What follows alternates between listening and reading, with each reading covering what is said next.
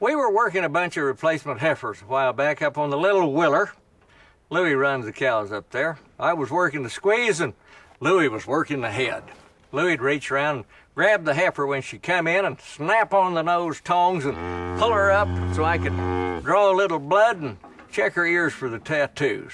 And then when he was done, he'd just throw them tongs back on the ground and let her out. Finally, it dawned on him that it was sure tiresome work picking them tongs up every time, so he tied the shank of the nose tongs to his belt. Tied them on good. And then all he had to do when one come in was just grab that shank, flip her up, catch the tongs, and snap them on the cow. Dally up, pull her tight, and then when he was done, he'd just drop them, and he didn't have to bend over and pick them up every time. Oh, he was proud. We got to bragging on him. He got to flipping it behind his back and through his legs and around his head. Kind of broke up the monotony of the day. Then one of these heifers come a-roaring in.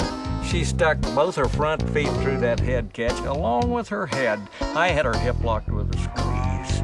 Now, Louie's a big fella, and he grabbed her around the neck like a bulldogger. He reached down with his left hand and snapped them tongs on her snout, and I'll be danged if she didn't escape. Off we went. I mean, I got her by the tail with both hands. She was going flat out. I was sailing behind her like a water skier. Louie was running neck and neck with her around that crowd, trying to keep a slack on that line to keep him getting drugged to death, and he wasn't having any luck. She hit the trash barrel and sent junk flying everywhere. Louie was running right beside her, taking great big steps. His eyes about that big around, and he was screaming, "Don't let her go, boys! Don't let her go!"